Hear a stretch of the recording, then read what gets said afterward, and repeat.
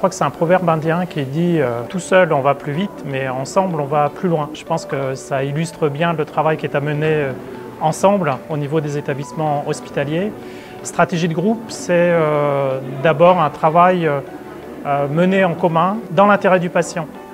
Aujourd'hui, il y a un enjeu premier qui est de donner de la visibilité au parcours de soins et la stratégie de groupe, c'est d'y travailler ensemble. Deuxième enjeu, c'est de partager les ressources rares. Et la première de ces ressources rares, c'est aujourd'hui la ressource médicale. On est sur une région où il n'y a pas suffisamment de médecins et où c'est important qu'on puisse optimiser leur temps et qu'on puisse le partager. Troisièmement, bien évidemment, dans le cadre d'une stratégie de groupe, l'objectif c'est de développer nos activités entre établissements et que chaque établissement soit gagnant.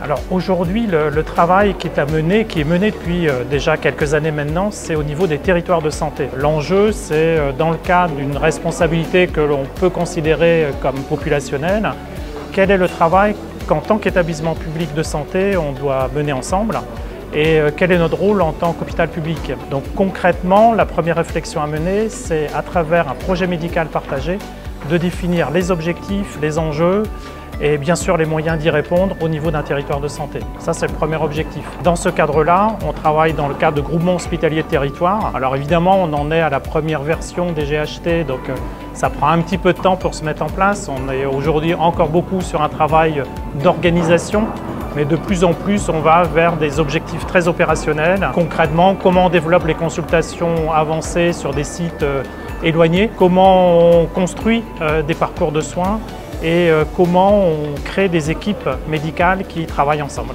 Je pense que le premier frein sur notre région, c'est le manque de médecins. Manque de médecins en ville. Moi, je suis sur un territoire où il y a très peu de médecins de ville, quasiment aucun spécialiste, et donc où le poids repose essentiellement sur l'hôpital public et sur les médecins de l'hôpital public.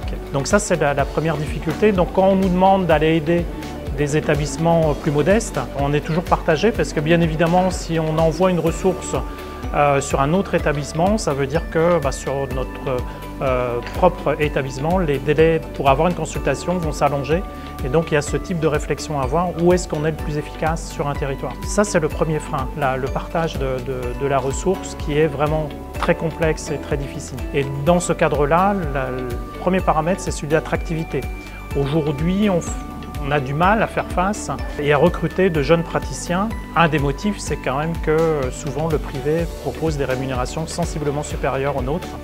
Et donc pour un jeune praticien, il peut être attiré par ce type d'activité plus lucrative. Donc ça, c'est une problématique que l'on doit régler et sur lesquelles il faut absolument que l'on avance. Et puis, autre frein, c'est le mode de tarification. Aujourd'hui, les hôpitaux sont financés à l'activité. Et donc, quand on développe une activité sur un autre établissement, on ne développe pas l'activité et les recettes sur notre propre établissement. Donc, il y a des équilibres à trouver et c'est vrai qu'on attend avec impatience une évolution du mode de tarification vers une tarification au parcours. C'est un des enjeux sur lesquels il est travaillé au niveau national et bien évidemment, ça changera progressivement la donne. Mais pour l'instant, on travaille avec les règles qui sont les nôtres.